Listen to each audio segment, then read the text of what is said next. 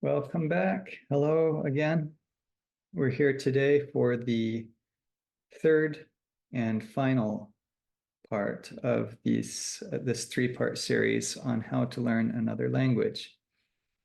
In the first part, we talked about mindset for success, about goals, about habits that can help us to succeed.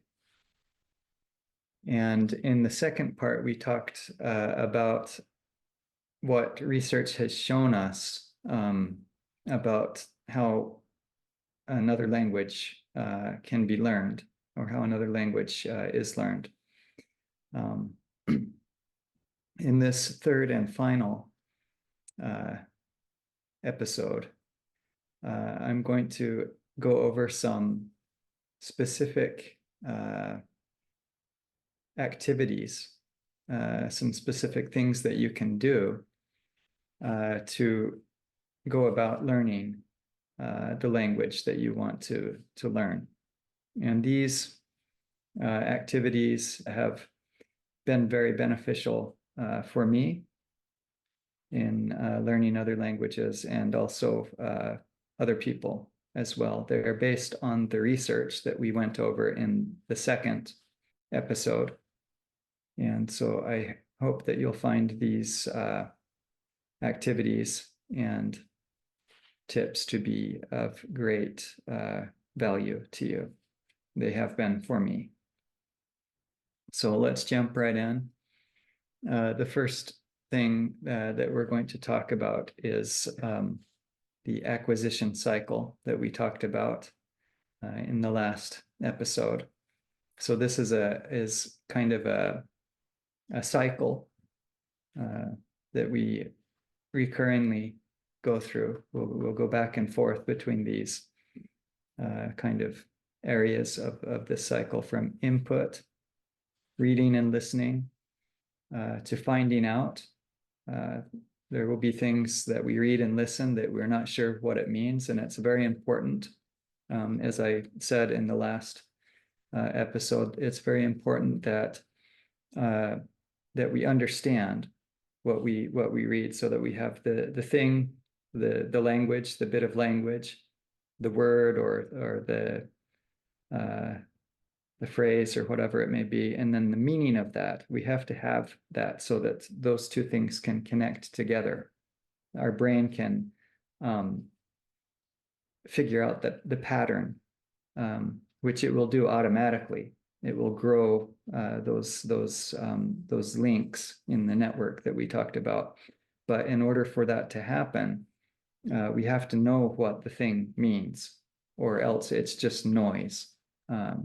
And that won't help us very much. So we want to cycle back and forth between the input and the finding out part of it. So I guess I should go this way. The input and finding out, we're going to cycle back and forth between those things. As we run into things that we don't understand, we're going to go and find out. And then further over, where it says activate, this is once we have begun to build up kind of a foundation in the language, and then we want to begin to use the language to say things. And this is something that will occur naturally as we build up our foundation in the language high enough. Then it will start to overflow, essentially, like the cups that we talked about. But there are some things that we can do that can kind of help to aid in developing confidence and fluency in using the language, because there is some element of kind of training the muscles to produce the language, and developing confidence in using the language. So let's jump in. The first thing that we're going to talk about in depth is input. And this is definitely the most important element of the acquisition cycle, because it is the engine that drives the whole process. Without input, then we're not going to go anywhere in learning the language. So with input, this is talking about specifically about reading and listening a lot. It needs to be a lot. It can't just be occasional or a little bit. It needs to be a substantial amount of reading and listening for it to begin to stimulate our brain enough for the language to begin to grow and those connections to begin to grow. So first of all, listening is the core activity. This is, many, many thousands of years before people ever invented writing, before people were reading anything, we were using language. And so obviously the kind of the foundational activity, the thing that is kind of the most basic thing that we can do to acquire a language is to listen to the language being used. And it's a very good idea, as it says here, to do easy listening. So this means that you can understand most of what you're listening to, and you don't want to, to tax yourself too much, where it's too much that you don't understand, and you have to find out so much that you're leaving, the thing that you're listening to go and find out what things mean so much that it's like you forget even what you were listening to in the first place. If what you're listening to, if you can understand almost all of it, even if it feels almost too easy, like you understand, 98, 99% of it, what this means is that you don't have to do anything. And those parts that you still don't understand, because there will be some parts that you don't understand, those are going to be like free gifts for you. You don't have to do anything. Those things will just, your brain will begin to become familiar with those things. You will understand from context, the context of what you're listening to. And that will become part of your language without you having to really do anything. And so it's a very good idea to listen to very easy, lots and lots of very easy content. So on my website, I have a place where you can, there are many different links to things that you can listen to. Okay. And obviously you're watching, this video, so probably that I have a YouTube channel that has lots of things that you can listen to.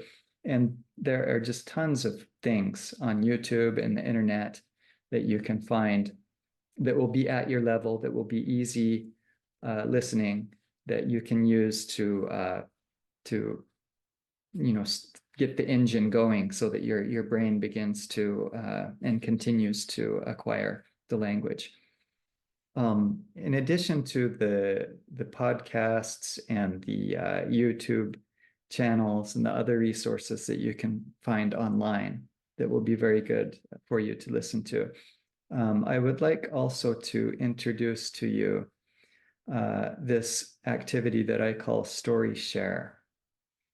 This is an excellent activity for you to acquire a language. And as the name says, basically what you're doing is you're sharing a story with a partner.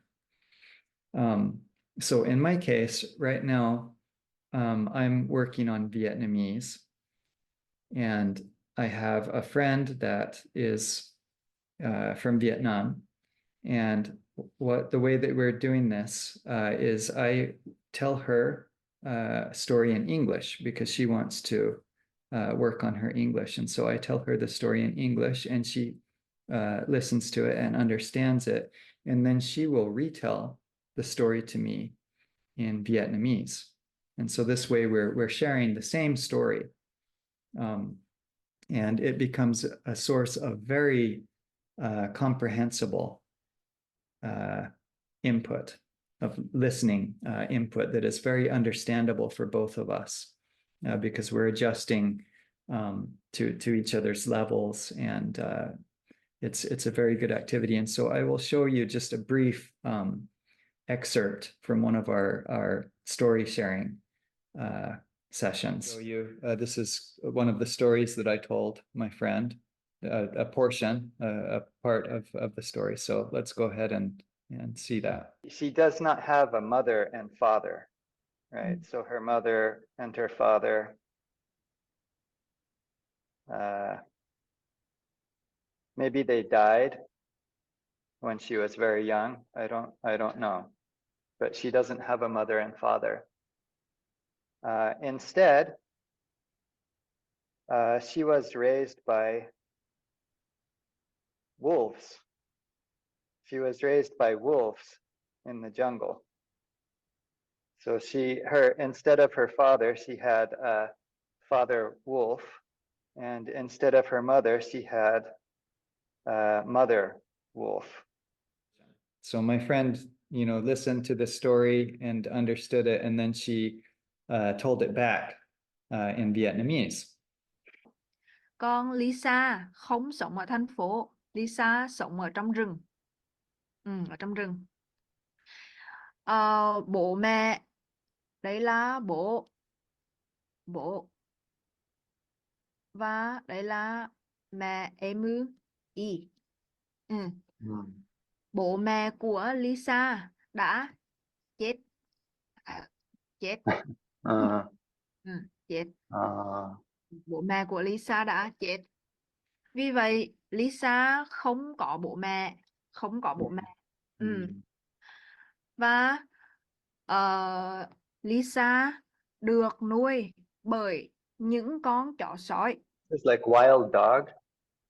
Taw is dog, right? Taw. Đúng rồi. Okay. So in addition to listening, easy reading is also an excellent activity for you to engage in.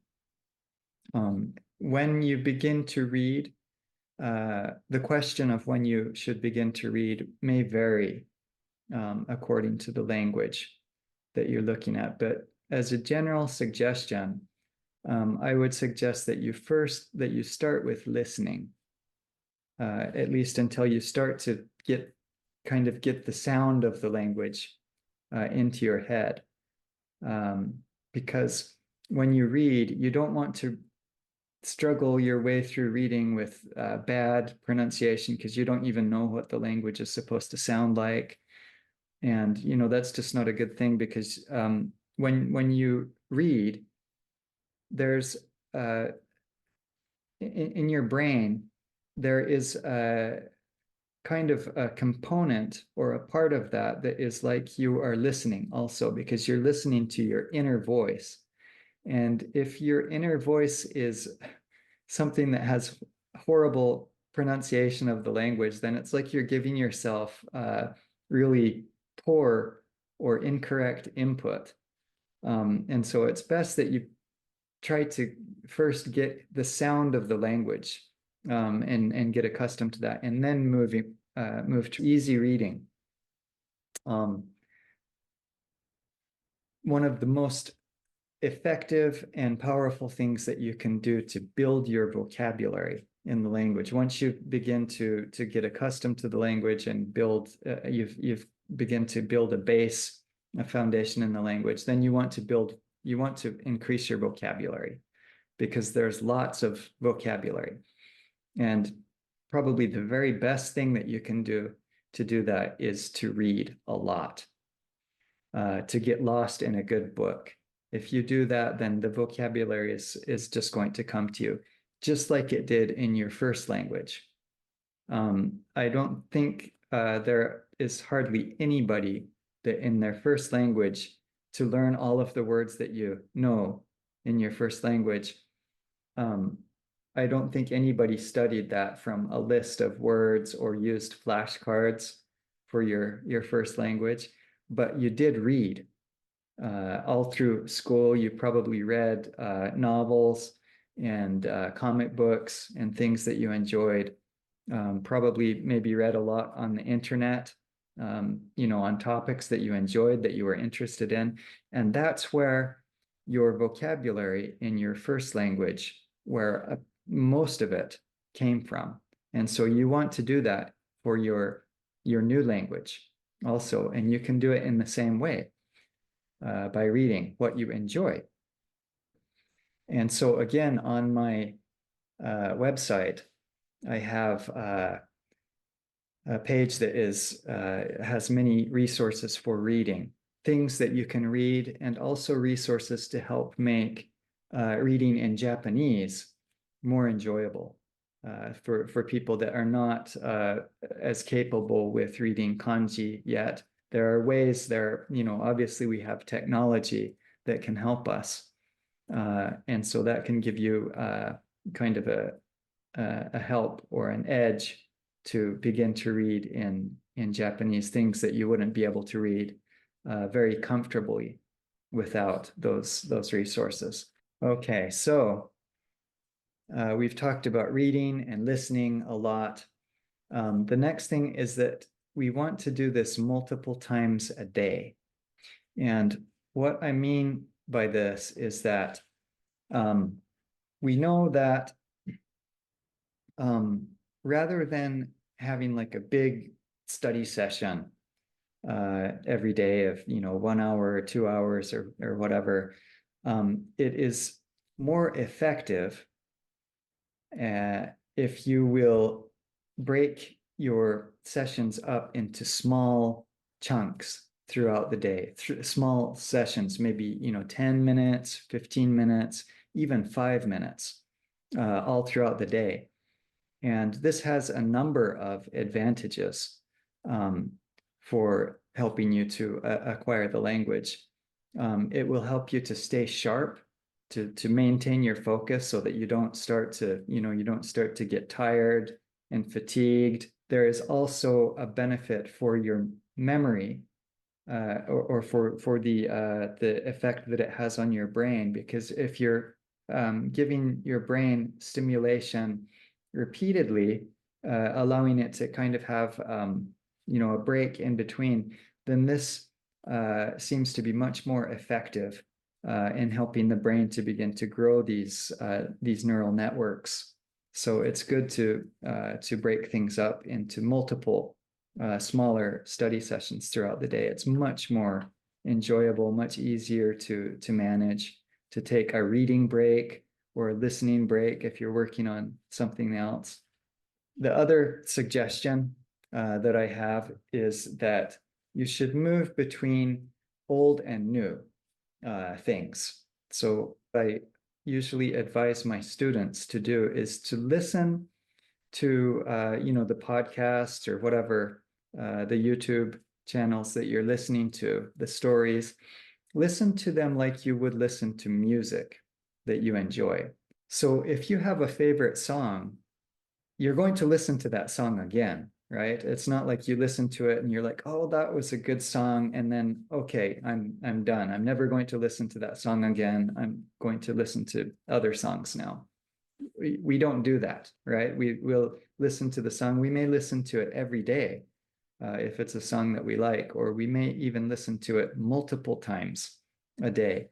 And that's how I advise people to think of these things that they're listening to. You can even make a playlist of maybe podcast episodes that you really found enjoyable, of YouTube videos, and listen to those repeatedly, a repetition, and also occasionally bringing in new stimulation. And so this is just kind of an example here. Like if you listen to A, B, and C, and then maybe you want to go back to A then and re-listen to A a few times. And then maybe you do D and E, and then you're going to come back and do B and C and re-listen, to these things, and so on. As you go over those things, then you're going to review. But also when you get new things that come in. Maybe there will be some things in the new thing that you listened to that was also in this things that you've already listened to, but in a new context. That is absolute gold when you can get that to happen, because that really stimulates your brain's ability to start to pick up on these patterns and begin to figure out the language and begin to grow the language in your brain. We've already kind of talked about this, but you need to keep it really easy and fun. So this should be, basically, it should be what you would be doing if you didn't have to study, or you didn't have to work, or you didn't have to do the things that you have to do. That's what we do, right? We read pleasure reading, we listen to music, we watch TV and movies, we do all of these things. Do that in the language that you're working on, and enjoy those things, and then that's what's going to bring you the benefit of acquiring the language. I know that I've been saying that this is a 3-part series, but it turns out that the 3rd part is going longer than I had planned. And so this part that you're watching now, I'm going to have it be part 3A. And then the next video, there will be 4 videos. It will be part 3B. So I'll see you in the next part 3B, which is the final part of the video. So don't miss it.